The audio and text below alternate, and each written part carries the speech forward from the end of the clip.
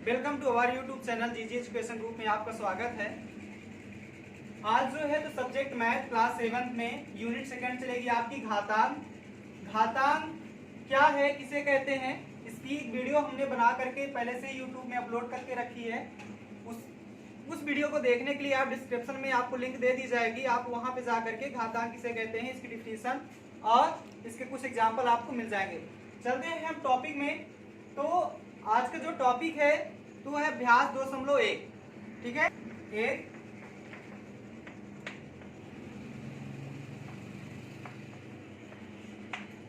सबसे पहले तो हम समझ लेते हैं घातांक लिखी कहाँ जाती है। ठीक है, तो घातांक कैसी होती है, तो हम मान के चलते हैं कि अगर 2 की घात 3 लिखी गई है तो यहाँ पे अगर हम आपसे पूछे कि यहाँ पे घातांक कौन सी संख्या है और आधार कौन सी संख्या है, तो जिस संख्या में जो मेन संख्या होती है वो आधार होती है, जिसमें कोई संख्या लगी हो वो आधार, और जिस संख्या में जो संख्या लगी रहती है वो घातांक कहलाती है। तो यहाँ पे जो आधार होगा वो 2 होगा और जो घात होगी वो 2 की घात 3 है।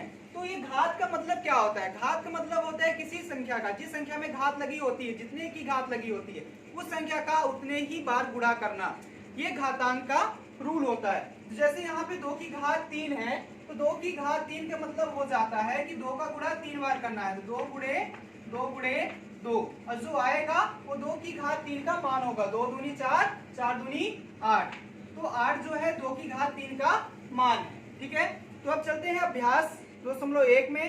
पहले में प्रश्न दिया गया है कि 2 की घात 15 में आधार तथा घातांक बताइए। 2 की घात 15 में आपको आधार बताना है और घातांक बताना है। तो आधार है इसका, आधार बराबर 2 और घातांक जो है वो है 15। ठीक है, सेकेंड नंबर क्वेश्चन है आपका, सेकेंड नंबर क्वेश्चन है वो कह रहा है कि 6 into 6 into 6 into 6 into 6 into 6 का आधार 6 पर घाती संकेतन क्या होगा। ठीक है, तो यहाँ पे पहले हम काउंट कर लेंगे कि 6 का जो मल्टीप्लाई है कितने बार हुआ है, तो 1 2 3 4 5 6, कितने बार हुआ है, 6 बार हुआ है।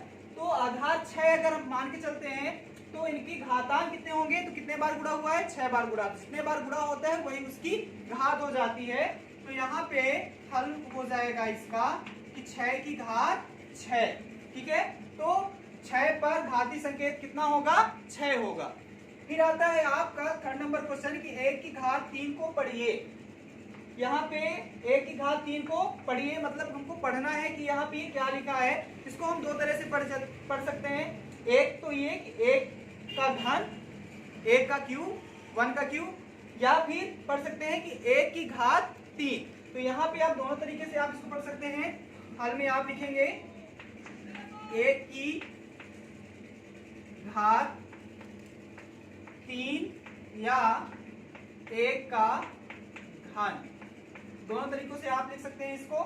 फिर आता है आपका fourth number question. Fourth number question पे चलने से पहले कुछ चीजें आपको हम बताना चाह रहे थे कि अगर सम संख्याओं का घातांक मुझे निकालना है और वो धन पूर्णांक में हो तो उनका जो मान आता है वो धन पूर्णांक ही होता है। अगर सम संख्याएं, सम संख्याओं का धन पूर्णांक का अगर घातांक निकालते हैं तो जो संख्या प्राप्त होती है वो धन पूर्णांक प्राप्त होती है।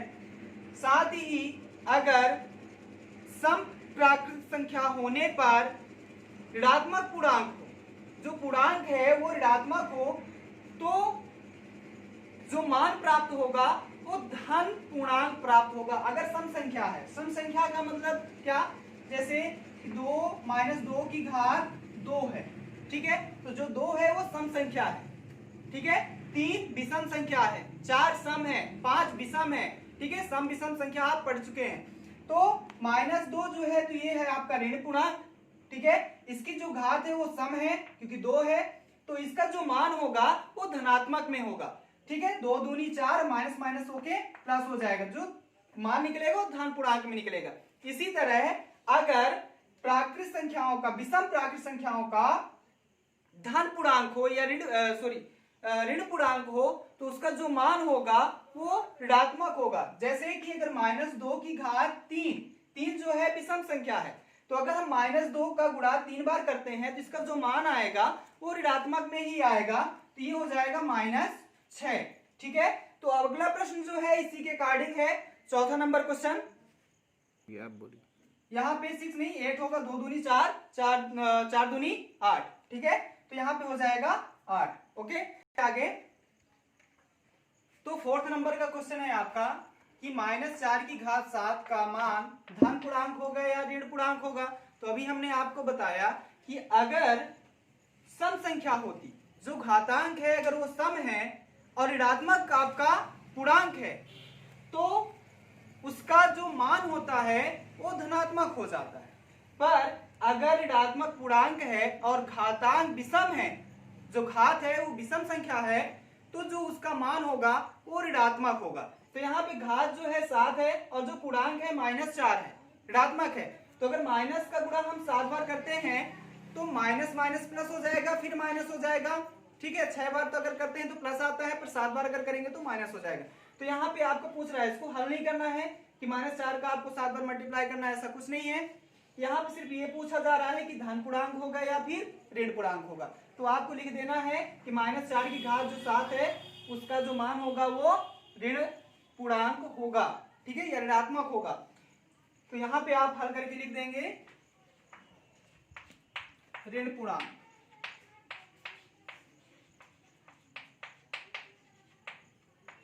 फिर आता है कि -1 की घात 27 का मान बताइए। तो 1 का मल्टीप्लाई आप चाहे जितनी बार करो एक ही होता है। अब यहाँ पे ध्यान ये रखना है कि जो माइनस है, तो माइनस अगर घातांक जो है वो अगर धनात्मक है, सम है, तो मान धनात्मक होगा। अगर विषम है तो जो 1 का मान होगा वो ऋणात्मक में होगा। तो 27 जो है तो वो क्या है, विषम है, तो इसका जो मान होगा वो कितना होगा, -1 ही होगा। ठीक है, तो हल जब करेंगे तो -1।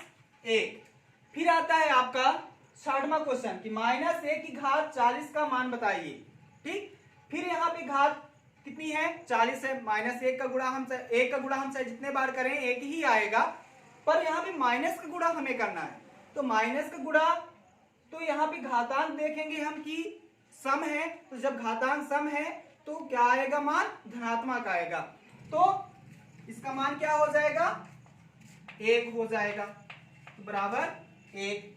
इसी तरह है कि किसी घातीय संकेतन में आधार 8 तथा घातांक 2 है, उसका मान बताइए। अगर 8 की घात 2 है, ठीक है, जो 7वां क्वेश्चन आपको कह रहा है कि 8 की घात 2 है, तो इसका मान क्या बताइए। तो घात का मतलब होता है कि जिस संख्या में जितनी घात लगी होती है उस संख्या का उतने ही बार गुणा करना होता है। तो 8 गुणे 8, यहाँ पे 8 की घात कितनी है, 2 है, तो 8 का 8 बार गुणा करोगे तो कितना आएगा, 64 आएगा। तो इसका मान कितना हो जाएगा, 64 हो जाएगा। फिर है कि किसी घातीय संकेतन में आधार 12 तथा घातांक 3 है, उसका मान बताइए। ठीक है, तो 8वां जो क्वेश्चन है आपका वो है 12 की घात 3 कह रहा है। ठीक है, अगर किसी घातीय संकेतन में आधार 12 तथा घातांक 3 है, तो 3 है मतलब कि जो घात है 12 की वो कितनी है, 3। तो इसका जब हम क्या करेंगे, 12 का 3 बार गुणा करेंगे, तो 12 गुणे 12 तो कितना आएगा, 12 का 3 बार गुणा करेंगे तो कितना आ जाएगा। तो 12 का 3 बार अगर हम मल्टीप्लाई करते हैं, 12 गुणे 12, तो 12 पर हम 144 में 12 का फिर से गुणा करेंगे 1728 हो जाएगा। कितना हो जाएगा, 1728। अब इसके बाद जो आता है आपका प्रश्न वो है 9वां प्रश्न है, निम्नलिखित कथनों में सत्य अथवा असत्य छांटिए। तो पहला प्रश्न है सत्य और असत्य में कि घातीय संकेतन में आधार का घातांक से बड़ा होना आवश्यक नहीं है।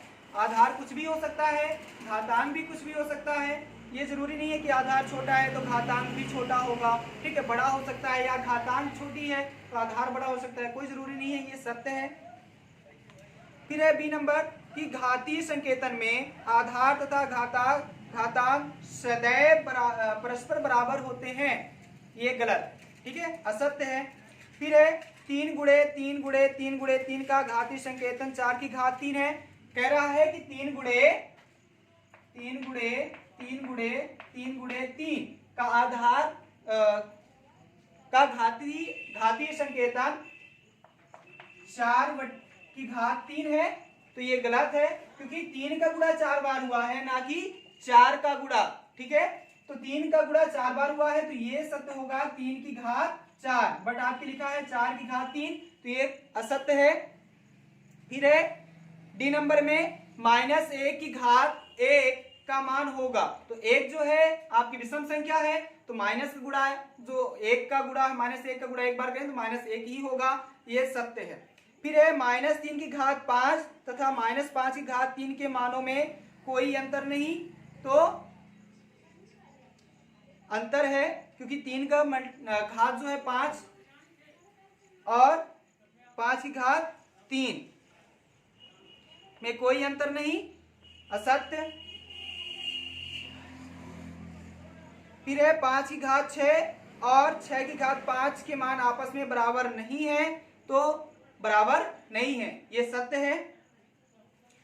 फिर आता है जी नंबर में -3 की घात 5 का मान -243 होगा, तो ये सत्य है। 3 का मल्टीप्लाई अगर आप 5 बार करेंगे और तो वो मान आएगा 243, माइनस का गुणा 5 बार हो रहा है, विषम संख्या के साथ हो रहा है, तो माइनस हो जाएगा, तो -243। a का वर्ग और b की घात 2 के मानों में अंतर है, तो असत्य।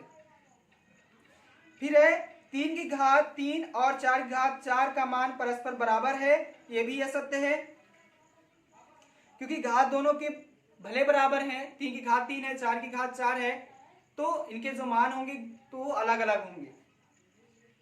फिर आता है जे नंबर में 7 की घात 3 और 7 की घात 5 के आधार बराबर हैं, तो आधार दोनों के बराबर हैं, 7 की घात 3 है और 7 की घात 5 है और 7 की घात 5 है, तो यहाँ पे दोनों के आधार 7 हैं, घात बस अलग अलग है, तो यहाँ कह रहा है कि दोनों के आधार बराबर हैं, तो हाँ बराबर है, ये सत्य है।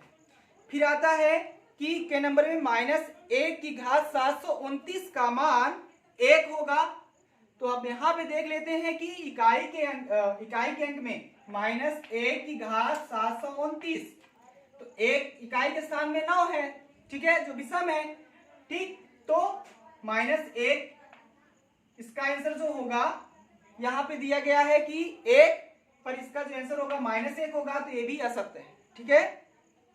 फिर आता है एल नंबर में कि -1 की घात 998, -1 की घात 998 का मान 1 होगा, तो ये सत्य है, 1 होगा। फिर है कि आधार 4 तथा घातांक 5 होने पर घातीय संकेतन 4 की घात 5 लिखेंगे, तो ये भी सत्य है। फिर आता है -3/5 की घात 5 का मान धनात्मक होगा, ये भी असत्य है। तो इस तरह से आपका जो सत्य और असत्य का प्रश्न थे वो सॉल्व हो चुके हैं। अब आता है आपका 10वां नंबर, रिक्त स्थानों की पूर्ति कीजिए, ठीक है। तो जिनके पास बुक होगी वो आप बच्चे देख लेंगे, और जिनके पास बुक नहीं होगी तो उसका जो है तो पीडीएफ बना करके ग्रुप में डाल दिया जाएगा, आप देख लीजिएगा, ठीक है। तो मौखिक हम समझा दे रहे हैं कि किस वाले बॉक्स में क्या भरना है। तो यहाँ पे आपका 5 ऑप्शन 5 क्वेश्चन है टेबल पे। तो घातीय संकेतन जो दिया गया है आपका, तो एक बॉक्स में ये वाला जो है तो आपका पीडीएफ बना करके हम आपके डाल देंगे किस फिलिंग दी ब्लैंक्स में क्या भरा जाएगा। उसी तरह निम्नलिखित प्रश्नों में से सही विकल्प पर सही का चिन्ह लगाइए। जो कथन आपके दिए गए हैं उसमें से कौन सा सत्य है कौन सा असत्य है, इसका भी पीडीएफ बना करके हम डाल देंगे, तो आप छांट के लिख दीजिएगा, ठीक है। इसको समझाना कोई जरूरी नहीं है कि हम वीडियो पे इसको समझाएं। अब चलते हैं जो प्रश्न है, ठीक है। तो 12वें नंबर का एक प्रश्न है कि एक वर्गाकार क्यारी की भुजा 6 मीटर है, इसके क्षेत्रफल को घातीय संकेतन के रूप में लिखिए।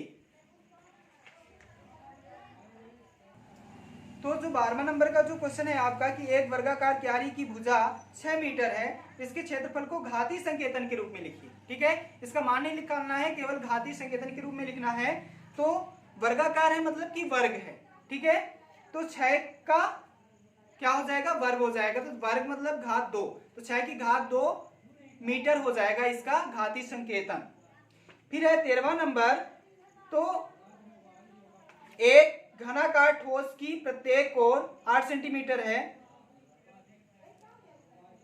तो 30 नंबर का जो है कि एक घनाकार ठोस की प्रत्येक कोर, घनाकार मतलब कि घन है, घनाकार ठोस की प्रत्येक कोर 8 सेंटीमीटर है, इसके आयतन की गणना के लिए घातीय संकेतन ज्ञात कीजिए। इसमें भी आपको मान ज्ञात नहीं करना है, केवल घातीय संकेतन के रूप में लिखना है। तो 8 जो उसकी कोर है वो है कितना, 8 सेंटीमीटर, तो 8 सेंटीमीटर है, और घन है, घन है मतलब कि उसकी घात 3 हो जाएगी, तो 8 की घात 3 सेंटीमीटर, यही इसका आंसर हो जाएगा।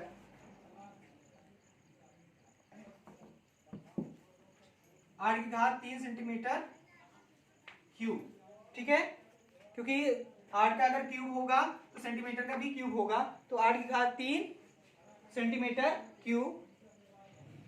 फिर है 14वां नंबर में कि एक घनाकार ठोस की प्रत्येक कोर 10 सेंटीमीटर है, इसके आयतन की गणना के लिए घातीय संकेतन ज्ञात कीजिए, ठीक है। तो घनाकार है उसी तरह है जिसे 13वां नंबर का प्रश्न है, 10 सेंटीमीटर है, तो इसकी 10 की घात 3 सेंटीमीटर क्यूब हो जाएगी, घन सेंटीमीटर हो जाएगा, ठीक है। फिर आता है 15वां नंबर का प्रश्न कि 15,625 के अभाज्य गुणनखंड ज्ञात कर, अभाज्य गुणनखंड ज्ञात करके एलसीएम निकाल करके 15,625 को आधार 5 पर घातीय संकेतन के रूप में व्यक्त कीजिए। तो सबसे पहले आप एलसीएम निकालेंगे, ठीक है, 15,625 का, और इसको 5 की घात पर आपको घातीय संकेतन लिखना है, तो ये हो जाएगा डायरेक्टली हम बता दे रहे हैं 5 की घात 6, आप जो है तो अभाज्य गुणनखंड निकाल लीजिएगा, ठीक है। फिर आता है कि -4/7 की घात 3 का मान ज्ञात कीजिए, 16वें नंबर का प्रश्न जो है। तो आता है आपका 16वें नंबर का प्रश्न कि -4/7 की घात 3 का मान ज्ञात कीजिए। तो जब हम हल करते हैं इसको देख लीजिए, आप सॉल्व कर कैसे करते हैं समझ लीजिए अच्छे से। तो -4/7 का होल क्यूब, ठीक है। अगर ऐसा होता है कि 4 की घात 3/7 होता तो यहाँ पे केवल 4 बस का हम क्यूब करते, पर अगर होल क्यूब है तो हम अंश के साथ भी इस घात का गुणा करेंगे और हर के साथ भी इस घात की गुणा करेंगे, तो ये हो जाएगा -4 गुणे -4 गुणे -4/7 गुणे 7 गुणे 7। तो 4 का गुणा आप 4 बार करेंगे तो 4 चौक 16, और 16 का फिर 4 बार करेंगे तो 16 चौको 64, ये हो जाएगा 64, और माइनस का गुणा करेंगे तो प्लस हो जाएगा, और प्लस और फिर माइनस का गुणा करेंगे तो माइनस हो जाएगा, तो -64 हो जाएगा, और 7 का गुणा आप 7 बार करेंगे 7 7 49 हो जाएगा, और 49 का गुणा 7 बार फिर से करेंगे 7 से, तो 49 7 343 हो जाएगा। एक तरह से 7 का क्यूब जो होता है 343 होता है, तो यहाँ भी हो जाएगा 343, यही आपका आंसर हो जाएगा। इसके बाद 18वें नंबर का जो 17वें नंबर का क्वेश्चन है वो है -8/5 की घात 3 का मान ज्ञात कीजिए, ठीक है। इसको आपको इसी तरह सॉल्व करना है सिर्फ, और जो भी है आपका रिक्त स्थान और सही विकल्प वो आपको पीडीएफ के रूप में ग्रुप में डाल दिया जाएगा। तो इस तरह से ये प्रश्नावली खत्म होती है। Okay, best of luck, thank you.